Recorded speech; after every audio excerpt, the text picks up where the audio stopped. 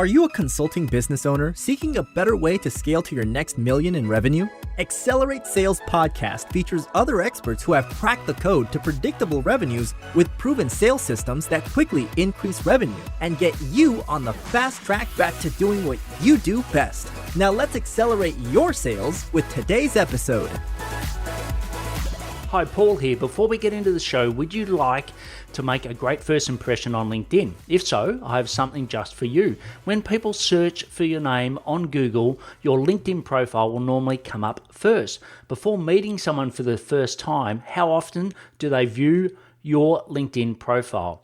For many coaches and consultants I begin to work with, their profiles don't do them any justice.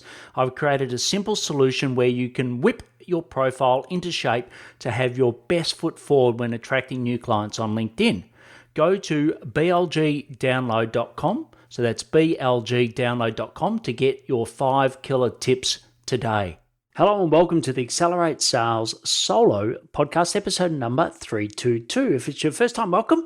And if you love what you hear, I would love for you to subscribe so you can get all of these great solos plus all the interviews in the future. If you're a regular, thanks for your support. I really appreciate a review on iTunes. And if you've already done that, thank you very much. Please check out past shows on your favorite platform. Just search Accelerate Sales. And as I said before, there's some brilliant interview shows that you would love. So go and check those out. So today's topic is how to add value in a sales call. So you'll learn how to, when to, and some important examples that I've got for you. So we all have heard the saying, left, right jab from Gary Vee, or, add value on a sales call. But what does that really mean? We all do it in a different way. So you may give some IP, right? And you may be a little bit like me in the past where I was too generous. And I was that generous that I gave away all of my IP and then no one ever called me back. Have you ever had that terrible feeling or had that situation? Yeah, it's not nice, right? Or it may mean that you don't give anything away until they actually sign the dotted line. And I know recently I had an experience where I wanted a simple solution to my camera. It was basically turning off every 30 minutes, a new SLR. So I asked someone who was an expert in video. They'd approached me before. I sort of knew them in a group I was in. And they said, no problem, I can fix that, but you'll have to join my program, which is $1,000 USD. I'm like, I don't even know anything about your program. And to be honest, left a really bad taste in my mouth. And, you probably sitting there shaking your head with me or nodding your head with me saying, that's not a great way of doing business. And I'm sure you wouldn't do that. Or it also may mean that you give them a resource to consume it at another time. But often that's a resource that's sort of a bit of a tick in the box. Like they say, yeah, I'll look at it. And, unfortunately they don't. So I'm not professing to know exactly what you should give, right? We'd have to talk to really understand that. But I want to give you an example of what I'm doing and also what some of my clients are doing that I mentor that's working really well. So I've mentioned on other podcasts that I love to collect experts, specialist experts, whatever your word is. I've collected over 162 categories of experts. So you think about it, anything, design, podcasting, virtual assistants, marketing, all forms of marketing. I've got at least one, if not more, experts that I can rely on that have done a brilliant job. I've either used them, they've got referred by, or someone in the community's used them. And, they're all in English-speaking countries all over the world. And I really get them through referrals, listening to podcasts, and doing my own research, my team doing research. And to be honest, it's just something I never stop and I'll always continue. I just collect them, right? And I really learned at Coca-Cola the value of knowledge management. They were very good at it. They'd been around for, when I started working for 140 odd years, so they were pretty good at running global businesses, knowledge management. And also when I was really unwell with my kidney failure, I just couldn't retain any information. So I made sure that I had it in a way that I could automatically get to it. And some people, as I've joked on the podcast before, sort of call me, Google for consultants, because I just seem to have an amazing knowledge base there. And I think I've got now over 600 vetted experts that I've got at my fingertips when someone has. So how do I use this to add value in a sales call, because that's the purpose of this podcast, right?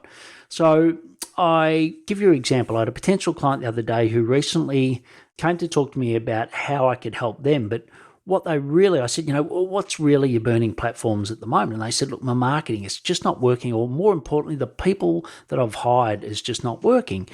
And to be honest, I sort of took down notes. I really listened to what they were saying. And as I was taking down notes, because as I said, I'm a prolific knowledge keeper, I sort of thought about actually this person would be perfect for them, etc. Now, it wasn't that the people they were working with weren't trying to do the best, but they just were not the best.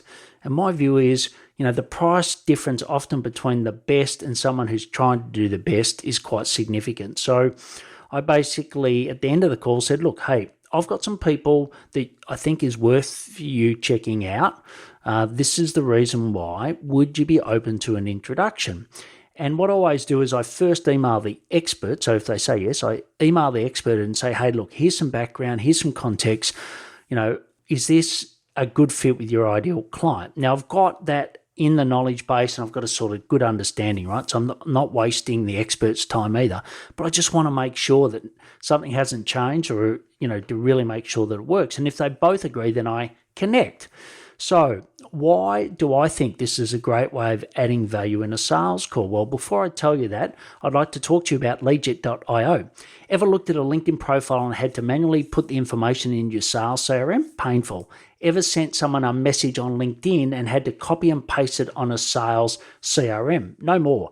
Leadjet.io does all of these activities automatically for you across some of the biggest platforms. So I use Copper CRM, but there's Pipedrive, HubSpot, Salesforce, others, and they're constantly adding to that. But why? Just hear it from me. Why don't you go and check it out for yourself? Just go to paulhigginsmentoring.com/leadjet. So why is it a great way of adding value?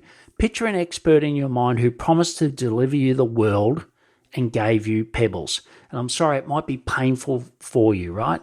But part of the reason I've collected these experts is because I have been burnt so many times in the past. I just thought that, when I left Coca-Cola, everyone was sort of to that standard. And, Coke were very demanding, and we basically brought the best out of our suppliers. So, they were just going to say what they said they were always going to do. But I found that wasn't the case. And I won't go into detail, but let's just say that it's run into hundreds of thousands of dollars over the year. In one case alone, it was like $80,000 and a fight with the tax department, which was just horrific.